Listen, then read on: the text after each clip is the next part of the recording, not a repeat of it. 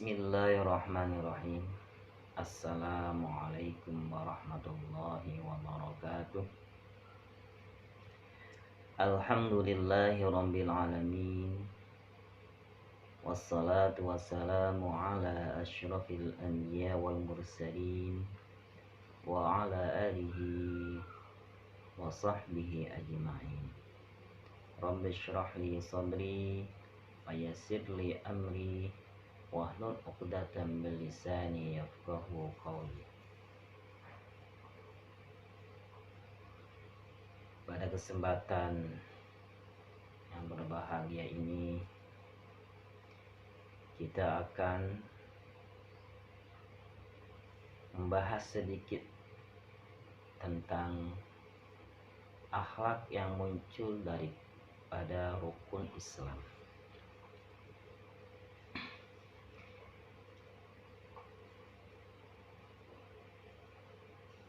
Rukun Islam adalah kewajiban yang harus dilakukan oleh setiap individu yang beragama Islam.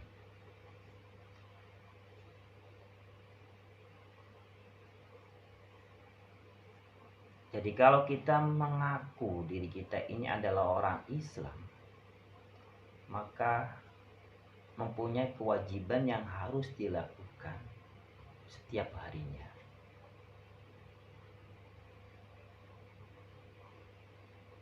Dan ini sudah ditetapkan oleh Rasulullah SAW. Seperti apakah rukun Islam itu? Yang pertama adalah membaca syahadat. Rukun Islam yang pertama adalah membaca syahadat. Maknanya syahadat itu apa? Asyhadu an la ilaha illallah wa asyhadu anna sayyidina Muhammad Rasulullah. Yang bermakna bahwasannya aku bersaksi tidak ada Tuhan yang berhak disembah selain Allah. Dan aku bersaksi bahwasanya bahwa sesungguhnya Nabi Muhammad itu adalah utusan Allah. Ini adalah pondasi tauhid yang harus ditanamkan di dalam diri kita sebagai orang Islam. Harus benar-benar meyakini bahwasanya tidak ada Tuhan yang berhak disembah selain Allah. Allah itu siapa? Allah itu adalah pencipta alam semesta. Dia sendiri dan tidak ada sekutu baginya. Qul huwallahu ahad, Allahu samad. Dengan kita menanamkan ketauhidan kita, menyaksikan bahwasanya tidak ada Tuhan selain Allah, maka kita akan mengenal Allah. Bagaimana cara mengenal Allah? Yaitu dengan cara kita mengenal sifat-sifatnya Allah yang terwujud dalam sifat 20. Dan kita memahami, mempelajari sifat-sifat itu, kita akan mengenal Allah. Allah itu seperti apa?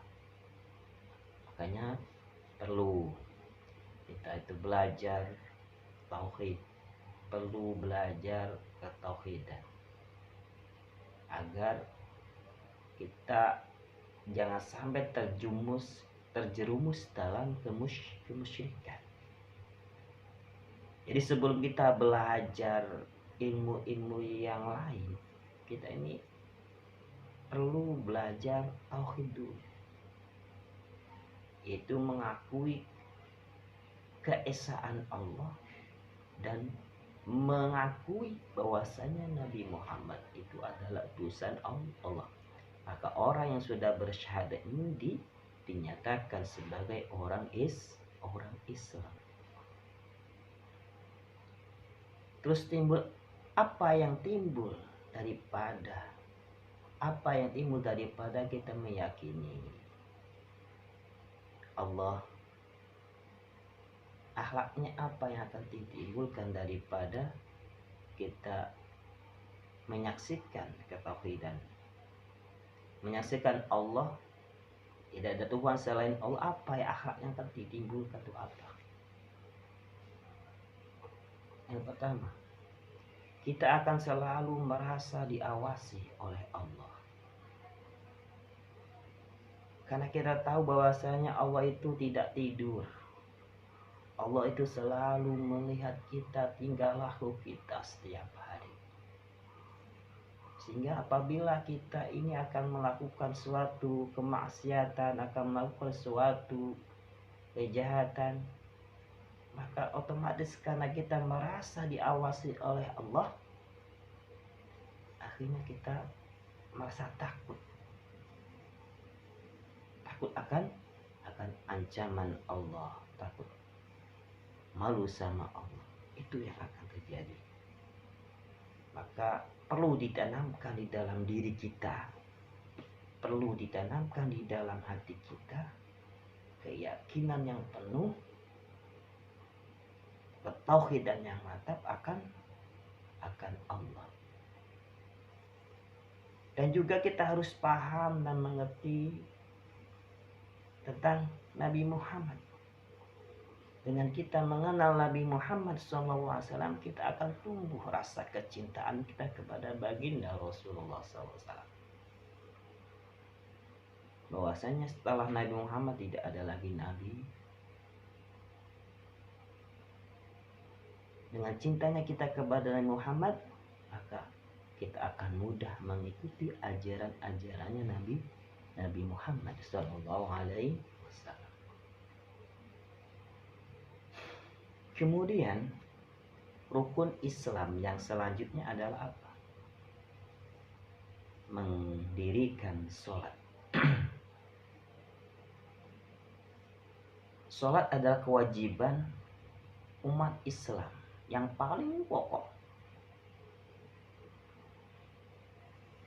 Setelah dia bersyahadat. Yang membedakan orang Islam dengan orang kafir adalah sholat. Karena ibadah sholat ini adalah ibadah yang paling pokok, maka tatkala diperintah untuk melakukan sholat, ini Allah langsung pengen bertemu dengan Nabi Muhammad, yaitu pada waktu Isra Mi'raj. Itulah awal daripada perintah sholat.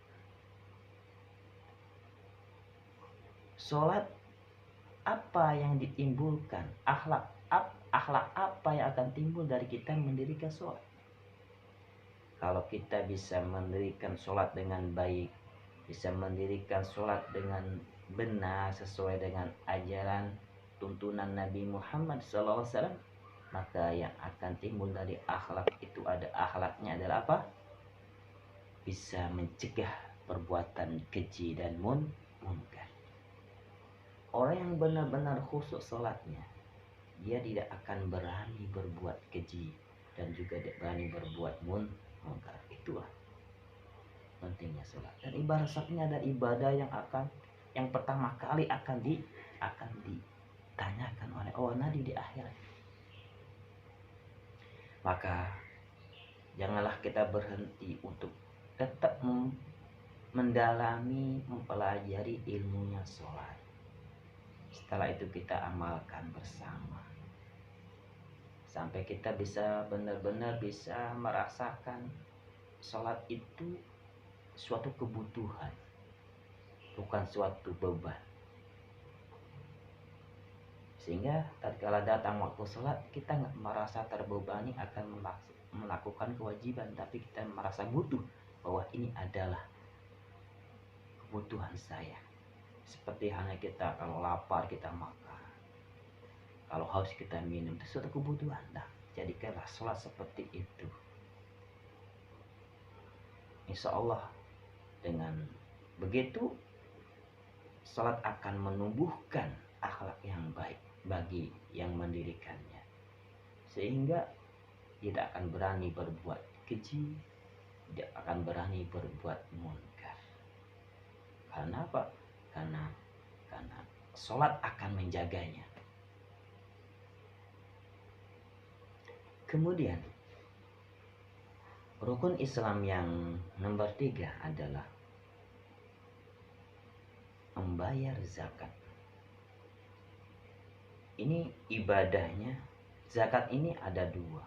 Ada zakat fitrah, ada juga zakat mal. Kalau zakat fitrah untuk pribadi masing-masing yang biasa dikeluarkan pada waktu bulan Ramadan sampai akhir sebelum sholat Idul Fitri, untuk mensucikan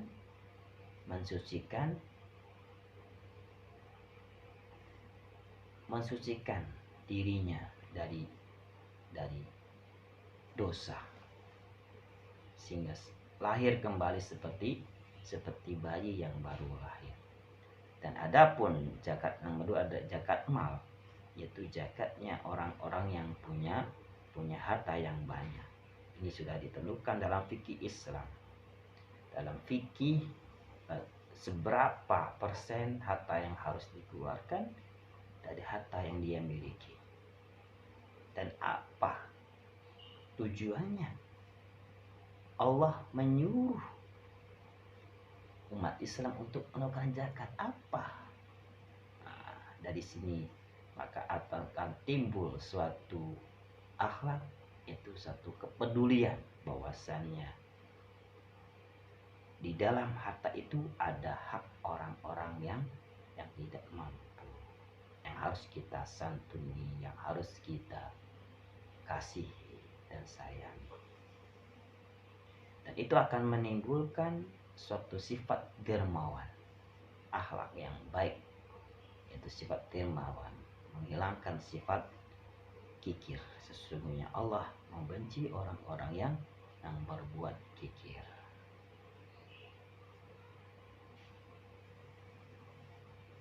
Selanjutnya, rukun Islam yang selanjutnya adalah ibadah puasa, mengerjakan puasa Ramadan. Dengan berpuasa itu bisa untuk mengendalikan nafsu. Tujuan daripada Allah menyuruh manusia untuk berpuasa, untuk apa?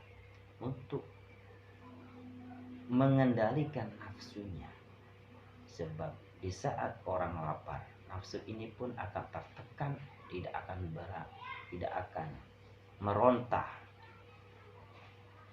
Nah, tentunya hanya orang-orang yang beriman, bertakwa kepada Allah yang akan benar-benar melaksanakan ibadah puasa yang sebenar-benarnya. Tidak hanya sekedar menahan lapar dan haus, tapi semua anggota badannya berpuasa.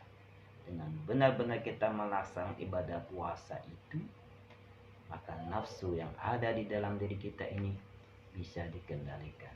Nafsu tidak bisa dihilangkan, tapi nafsu itu akan bisa dikendalikan. Dari yang tidak baik menjadi baik.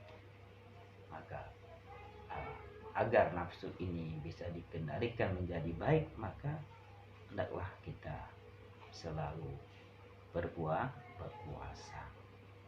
Sebagaimana yang telah diajarkan oleh Nabi Muhammad, di selain puasa Ramadan yang 1 bulan penuh, Nabi Muhammad juga dalam hariannya ada puasa Senin dan Kamis. Ada juga yang bulanan tanggal 13, 14, 15. Ada yang mau sehari puasa, sehari tidak, sehari puasa, sehari tidak. Seperti puasa yang Daud juga diperbolehkan begitu.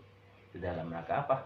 Dalam rangka untuk mengendalikan nafsu, terutama nafsu perut dan nafsu syahwat. Itu. Selanjutnya rukun Islam yang selanjutnya adalah menunaikan ibadah haji bagi yang mampu. Umat Islam yang sudah mampu, sudah mempunyai harta untuk pergi ke Mekah, maka dia wajib untuk melaksanakan ibadah haji. Di dalam ibadah haji ini banyak sekali larangan-larangan yang harus ditinggalkan oleh orang yang melaksanakan ibadah haji. Dan ini mendidik manusia untuk